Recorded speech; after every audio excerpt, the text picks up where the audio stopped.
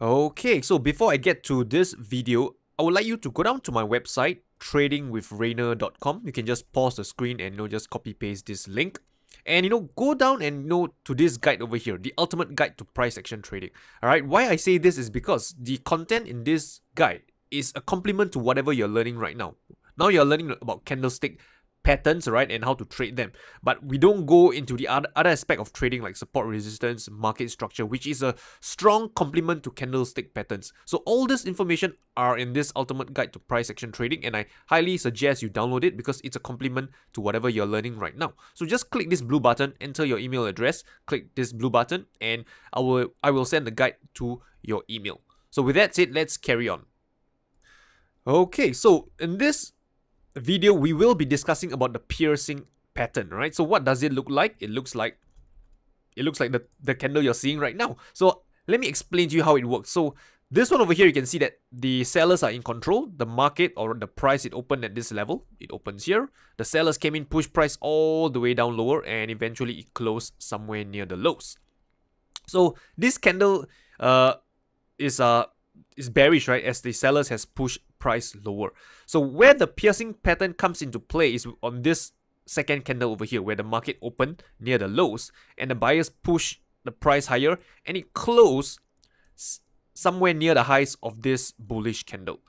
So one thing to note is that the piercing pattern is actually a variation of the engulfing pattern. In fact, right, I would say the piercing pattern is not as strong as the engulfing pattern, because if you think about this, the engulfing pattern that you've learned earlier, the candle has closed above the open of the first candle, whereas the piercing pattern only closes, right, somewhere along I would say 2/3 of the first candle. So this is still a bullish reversal candle, but it's not as strong as the engulfing pattern. Okay, so as I've said, right, a bullish reversal pattern, but it's secondary to the bullish engulfing pattern, right? Buyers are momentarily in control.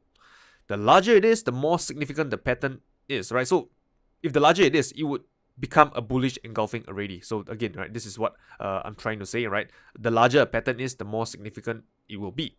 Whereas for the piercing pattern instant, right, the larger it is, chances are it will become a bullish engulfing pattern. So let's have a look, right, at a few of these examples. So you can see that, let's see, this one over here. Okay, let me get this tool. This one over here is a piercing pattern. Notice that the candle has closed at the upper echelon of the previous candle, right? I would say the way to define whether it's a piercing pattern or not is that it has to close at least half of the previous candle, close above the halfway mark of the previous candle. Okay, so this is a piercing pattern. This one over here is a piercing pattern as well. It has closed above the halfway mark of the previous candle. Where else you can see? Let's see. This one somewhere in the middle. So let's find a better example. This is a piercing pattern, right? Price has closed more than halfway of the previous candle over here.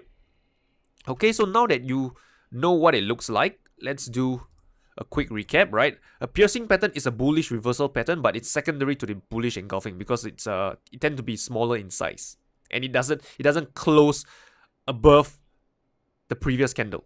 Okay, buyers are momentarily in control, and last but not least, the larger the pattern is, right, the more significant it becomes. And the most important thing is, again, don't trade these candlestick patterns in isolation.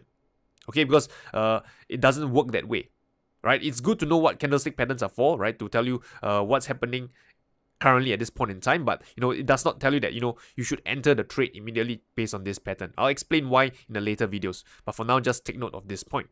So with that said, I have come to the end of this video, and I'll see you in the next.